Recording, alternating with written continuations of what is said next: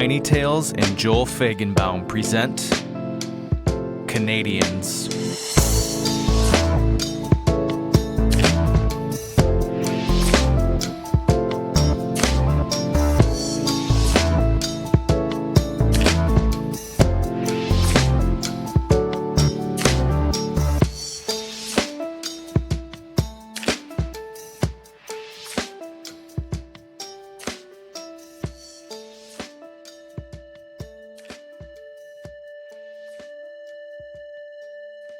Picture a rural hospital. It's a slow night on the late shift until the doors fly open and 17-year-old Kay enters in a panic. I need help. Outside. Now! Kay directs ER nurse April and a gurney-wheeling orderly to a pickup truck parked curbside. Bobby, Kay's boyfriend, drops the tailgate to reveal a reed-thin 10-year-old girl, a Jane Doe, unconscious. Shattered ribs poke out of her chest. There's blood everywhere. As the gurney wheels inside, Dr. Jensen rushes up and spots the teens trailing behind. Kay? Mom, don't flip. I know, we should have called an ambulance, but... Hold that thought. Jensen leans over to examine Jane Doe. I need vitals. Head and chest films. Stat. The gurney and Nurse April disappear into a nearby exam room. Who is she? No idea. What happened? Kay and Bobby exchange a nervous glance. The story they're about to spin and the truth are two very different things. We're driving. Yeah, driving. Back from... Megan's birthday party at her grandparents' farm. Moments ago, at Lover's Lane, Kay and Bobby, not driving, are parked way off the beaten track, making out in the back of his pickup truck. Buttons unbutton. They're so busy they don't notice. Something the size of a private jet streak over their heads and crash into a nearby field. The shockwave almost bounces the teens out of the truck. They sit up and see the impact crater. Buttoning buttons, they pile back into the front seat. The truck roars away. That's when we see the accident. Car accident? Yes. I don't know, we're just going down the road. Doing the speed limit. Bobby's truck was in fact doing 90. The headlights catch a badly injured Jane Doe as she staggers into the road. This girl comes out of nowhere right in front of us, face plants in the middle of the road, and we pull over to help. Bobby slams on the brakes.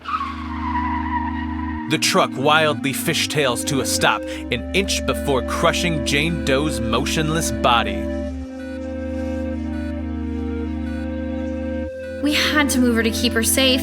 So I decide, better not wait for an ambulance. Tell me I did the right thing. You did the right thing. Dr. Jensen can't help but spot Kay's lipstick all over Bobby's face. That ruby woo looks pretty on you, Kay. Bobby? Not so much. Inside the exam room, the heart monitor beeps erratically. Jane Doe's blood pressure is falling rapidly, her condition critical. Tried to stick her multiple times. Can't find a vein. Not with that BP. Blood type? Negative. A-neg? Negative, as in her blood didn't type A, B, or O. Then there's a glitch with the machine. Reset and run it again. What about those films? Should be up now. Jensen swings a monitor around. The skull x-rays look good. The full chest x-ray tells another story, one of multiple fractures. But it's what Jensen and the nurse don't see that is far more alarming. Where's her heart? In place of a heart are a half dozen complex organs that Dr. Jensen has never seen before. April backs away from the patient in alarm. Where the hell is her heart? Calm down. We have an EKG. Had. The heart monitor flatlines.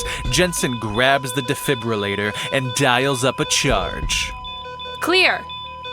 Nurse April clears in terror, right out of the exam room.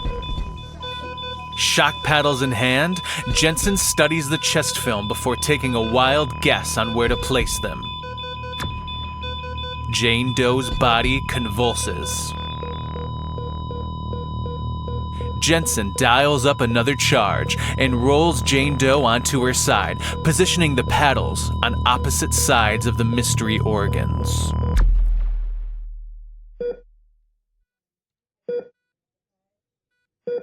One crisis averted, but Jensen knows the mangled ribs and massive blood loss mean Jane Doe is far from out of the woods. She hits the call button. April, back to exam 1. Admissions nurse May enters instead. Nurse April is busy trying on a straitjacket. What? Thinks we got an ET in the ER. Jensen elbows the X-ray monitor away from Nurse May's view. Really? Like I said, April needs some serious meds. Jensen's daughter pokes her head through the curtains. Not a good time. I think the girl's parents just showed up.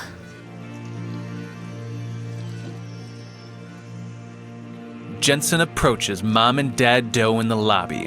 Their appearance only confirms Jensen's suspicions. Reed thin, same exotic facial features, skin like purest alabaster.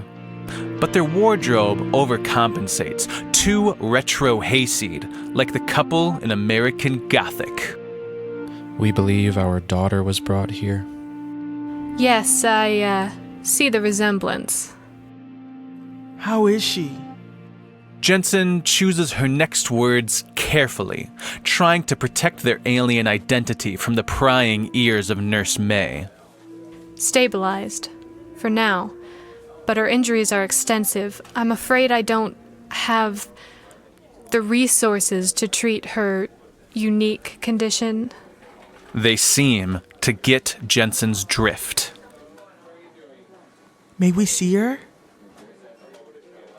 Jensen hustles the parents toward the exam room, only to have May put on the brakes. I know we've got a situation, but there's a small matter of paperwork. I need to get your girl in the system. It can wait. Rules are rules. If looks could kill, the one Jensen gives May would land her on death row. You take care of my daughter. I'll take care of paperwork.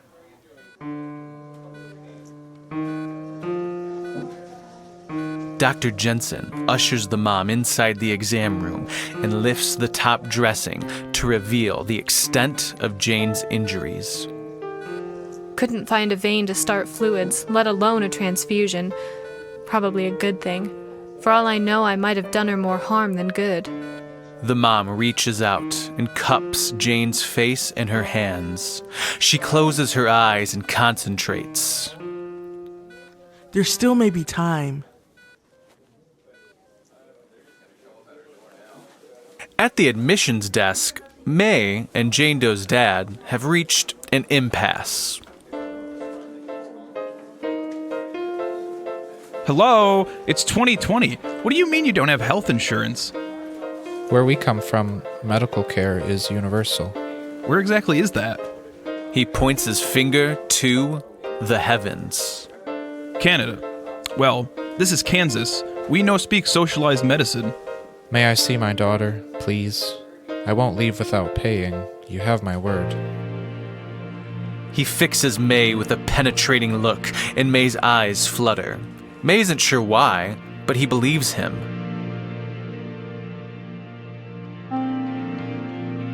Dad Doe enters the exam room to find Dr. Jensen connecting a direct blood transfusion line between Mom and Jane.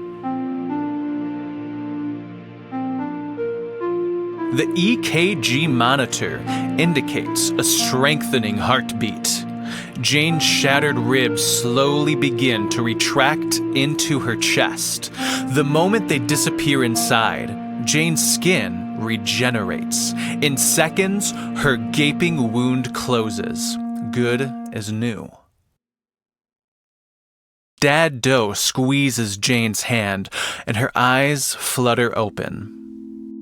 I have so many questions.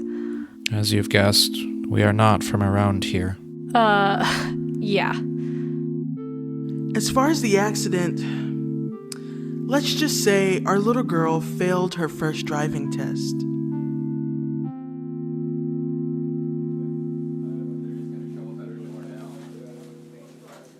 Dr. Jensen's daughter pokes her head into the room again. Mom, Really, not a good time. something big is going down out here. The sheriff, a whole bunch of men in black types. Just thought you should know. You need to disappear. Fast. Can you disappear? We're advanced, not that advanced. But pretty good at speedy getaways.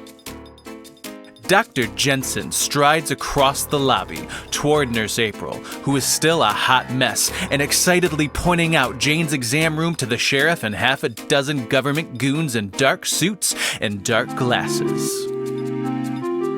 Evening, Doc. Seems we've got ourselves a situation. Oh? These men need to have a look at your accident victim, the one Kay and Bobby brought in. Are they doctors? Come on, Sarah, don't make me go there. Fine. As soon as I have her stabilized, How long? you'll be the first to know. The goons sense Jensen is stalling and push past. Jensen chases after them, but they rush inside the exam room only to find it empty. A fire door bangs shut at the end of the hall. As the goon squad bursts outside, a helicopter zooms overhead. The chopper's searchlight finds Mom, Dad, and Jane running away, superhumanly fast. Dr. Jensen and the sheriff exit the building in time to see a second helicopter swoop in from the opposite direction.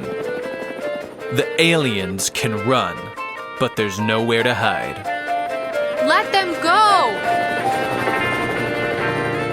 Suddenly, another searchlight, 1,000 times brighter, lights up the world like high noon. An alien mothership hovers high above, making the helicopters look like mosquitoes. Before the goon squad can grab the aliens, Mom, Dad, and Jane ride a beam of energy up to the mothership and disappear inside. The next instant, the ship jumps to light speed with a deafening thunderclap and is gone.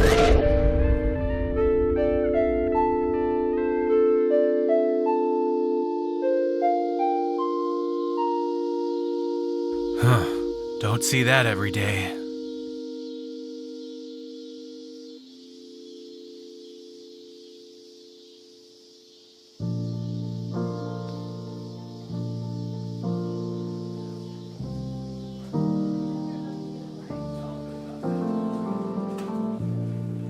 It's dawn. End of shift. Nurse May catches Dr. Jensen as she heads for the door and hands her an admission clipboard and a blood collection vial. With all the excitement, I didn't notice this on my desk until now. Maybe you can make some sense of it. Dr. Jensen flips through the admission pages and lifts the glass tube to study its contents. She smiles. Payment for services rendered. In blood. I doubt that flies, even in Canada. Not blood. A cure. For what? If I'm reading his note right, everything.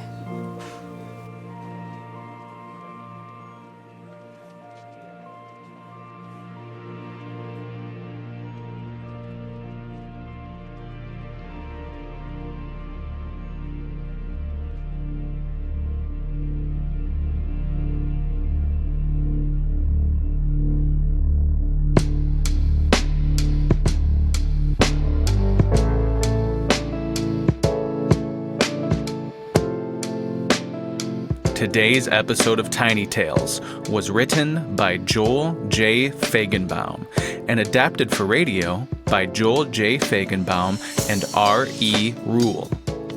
Voice talent provided by R.E. Rule, Gretchen Pilley, Joe Rule, Matthew Ferrandino, Brittany Green, Nathan Brown, and Frank Nawrot. Our guest actors are all wonderful artists. Please be sure to check out our show notes to learn more about their work. Music and production for Tiny Tales by Frank Nawrot. There will be no new episode next week, but we'll be back with Season 3 on November 16th. Visit our website, tinytalespodcast.com. Click Become a Patron and consider supporting us. For just $1 per month, you will help us continue bringing you Tiny Tales every Monday. Reach out and say hello at thetinytalespodcast@gmail.com. Thanks for listening.